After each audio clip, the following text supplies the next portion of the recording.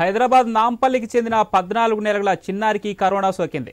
జ్వరం దగ్గుతో బాధపడుతున్న చిన్నారికి నాంపల్లి ఏరియా ఆసుపత్రికి తీసుకొచ్చారు. వైద్యులు పరీక్ష చేయగా వైరస్ నిర్ధారణ అయ్యింది. దీంతో చికిత్స నిమిత్తం నీలోఫర్ ఆసుపత్రికి తరలించారు. కాగా నీలోఫర్ ఆసుపత్రిలో 120 పడకలతో ఐసోలేషన్ వార్డు సిద్ధం చేసినట్లు సూపరింటెండెంట్ ఉషారాణి తెలిపారు.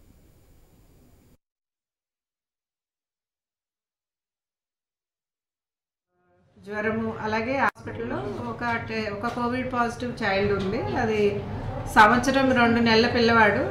నాంపల్లి హాస్పిటల్ నుంచి, నాంపల్లి ఏరియా నుంచి జ్వరము దగ్గు జలుబుతో ఆయాసంతో తీసుకురావడం జరిగింది. వాళ్ళు డిసెంబర్ 18th రోజు ఇక్కడ ఐసోలేషన్లో అడ్మిట్ అయినారు.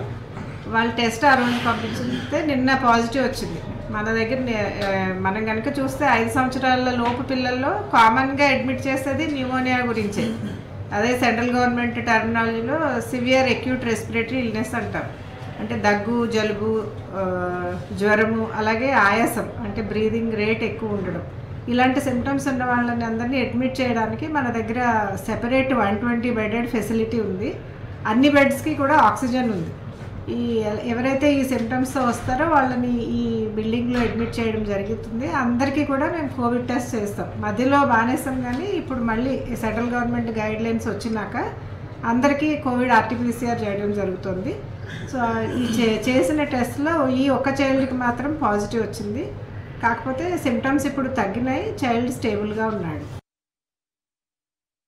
హాస్పిటల్లో ఒక